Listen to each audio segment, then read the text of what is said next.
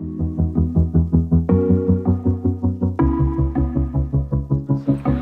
right, so we're in Nashville and we're here for our event. We have got a bunch of clients that flew in. Packed house. We're ready to go in and deliver a lot of amazing value. It's gonna be awesome. No value. All we want is money. I'm done. Okay. Let's hit 4 points real quick on sustainable growth that you thought need. you had 5. 5 points. Well, it's 4 and then the other one's a bonus. I wasn't Okay, sure cool. if I'd give that to him. Cool. All right, so the first point, environment. You have to be in the right environment. Like we can't preach that, scream that, say that enough.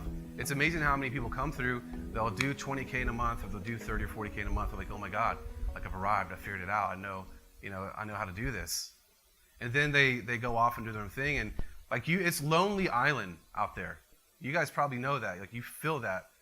That's one of the reasons why we're doing this event, because just the momentum that you get, like being around other people, is so powerful, right? Especially people who are crazy and not normal, entrepreneurs, right? Because you're probably hanging out with people who are, they're working 9 to 5. It's just a different world. So it's a place of protection. Anything to add to that? Yeah. Can I talk about you, Erica, real fast? So Erica went through CK and she got some sales, and then she fell off the mountain all the way to the bottom. Remember that? But you stayed in this environment, and now you're... So are you guys familiar with the stock market, how the stock market goes up and down? What people do, what do? They buy when it's at the top, they sell when it's at the bottom. That's why 99% of the world is poor, stupid, can't help them. But what wealthy people do is they buy at the bottom, and then they keep it. Warren Buffett, buy when blood's in the streets. It's the same principle with environment. The most important time to be in a good environment is when you feel like you need to dip out. And when you stay in that environment, if the environment's good, it will normalize with you. So Alex can attest to this, our environment gets better and better and better. It's like this little bubble. It just gets better and better and better. What people do is they'll hit a bad month, they'll dip out, and then they're working at Taco Bell a year from now. Because it literally compounded the issue. So I think 3 things with environment: the right people, the right information, the right routines. People, obviously, got to be around the right people. Yeah. The right information, got to have the right stuff, the right input, the right books. It's important for you to fill your mind with information that's empowering. And then the right routines, morning formula, making sure that you're going through consistently the same activities every day that kind of keeps you inoculated from bad days, weeks, months. Yeah, the other thing is not linear, right? You go out Linear. linear. I can say linear, man. Gosh, you're not my mother. There's gonna be new problems that present themselves based on where you are. And so if you're not in a protected environment where other people have gone through that and they can coach you through, or whether it's here or Alex or your colleagues, to say, no, this is what happened to me, this is how you can deal with it. That's crucial. Next one. Anything else to add to that? That's great. Focus. Focus. Focus. Focus. Super focus. Super focus. It's crazy when you start doing this, and especially when you start getting attention, how many opportunities will come knocking at your door. It's like, oh my God, what if I create this offer? Oh, I could go do this thing. I could launch a course, right? No, you have to focus on one thing. Get that one thing stable, steady, and build on top of that, and build on that awesome foundation. You have to stay focused. Stay focused on the numbers, all the metrics in your business. That's one thing, we don't do them now, but we used to input all of our numbers every single day from our paid traffic. How many clicks? How many leads? How many attendees? How many applications? Every single day, that was the priority. And that was our compass, right? That kept us focused.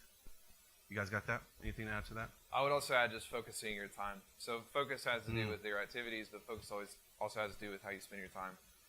I can't tell you how much money I've personally lost our company from looking at Facebook comments on our ads. I've just gone into the depths of despair. Again and again.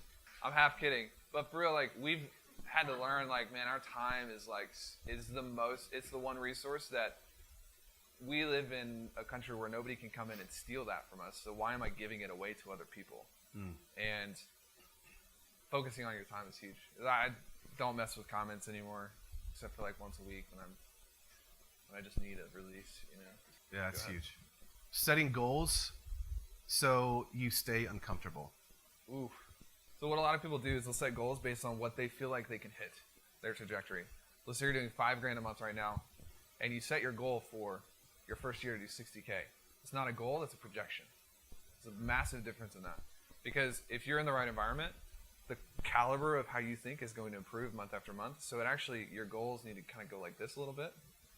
And you got to be able to set your goals out a little bit ahead of where you think you can hit so that you have something to push for. November and December last year, we went into a little bit of a tailspin, like just personally, me and Chris, because we didn't have any, our goals weren't like that big. We're like, this is just easy, kind of bored. And so part of the way out of that was we set some crazy goals.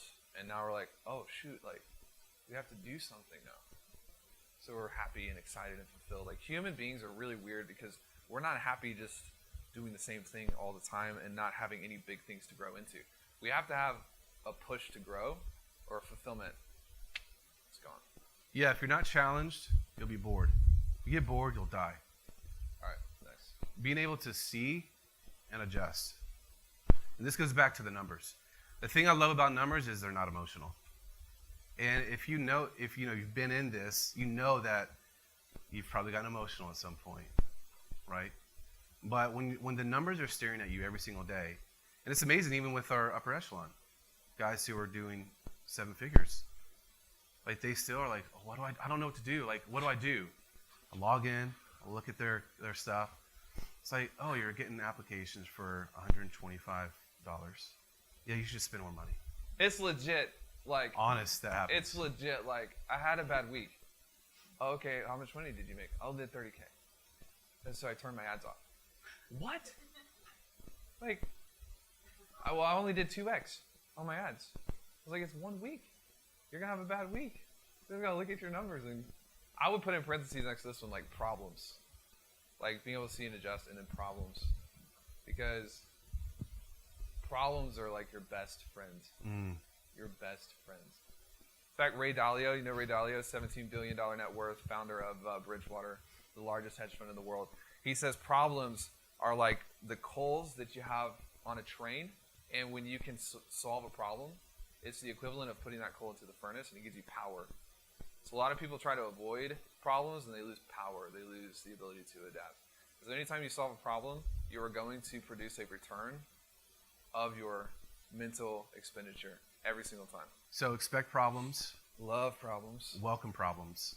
Marry the problems. That's going to push you.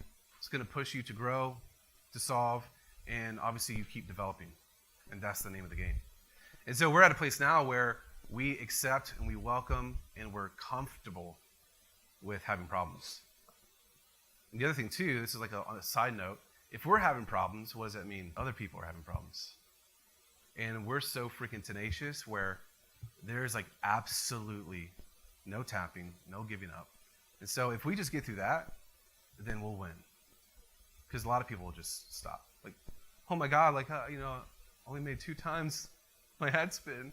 What's happening? Facebook ads don't work. It's the world, right? But it's just your emotions are, and that's a problem you have to deal with.